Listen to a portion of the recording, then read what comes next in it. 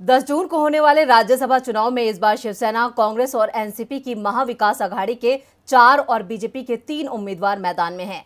BJP ने केंद्रीय मंत्री पीयूष गोयल, अनिल बोंडे और पूर्व सांसद धनंजय महाडिक को चुनाव मैदान में उतारा है, जबकि शिवसेना ने संजय राउत और संजय पवार को प्रत्याशी बनाया है। एनसीपी ने प्रफुल्ल पटेल को टिकट दिया, जबकि कांग्रेस ने इमरान प्रतापगढ़ी को मैदान में उतारा है, जिससे महाराष्ट्र में राज्यसभा चुनाव रोचक मोड़ पर आ गया है और 22 साल बाद मतदान की नौबत आ गई है। आइए देखते हैं ये रिपोर्ट।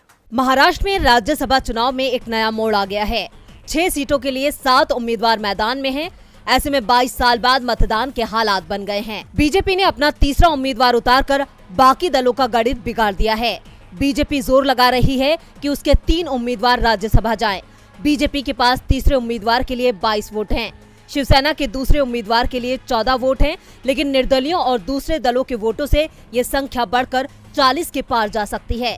बीजेपी के पास 7 निर्दलीय समेत 113 विधायकों का समर्थन है।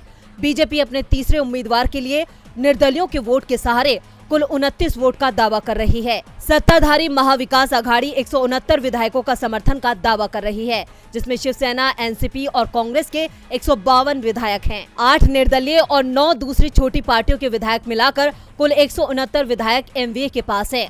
निर्दलीय और छोटी पार्टियों को छोड़कर शिवसेना उम्मीदवार के लिए 27 अतिरिक्त वोट रहेंगे।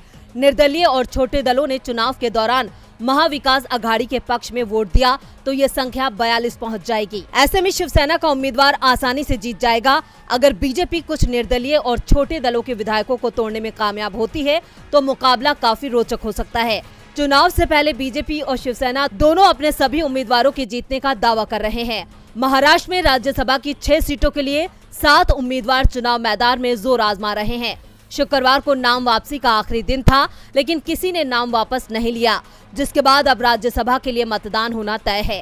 हालांकि मतदान टालने के लिए महाराष्ट्र एमवीए सरकार ने काफी कोशिश की, लेकिन बीजेपी नहीं मानी। 22 सालों में ये पहली बार होगा जब महाराष्ट्र में राज्यसभा चुनाव के लिए मतदान होगा।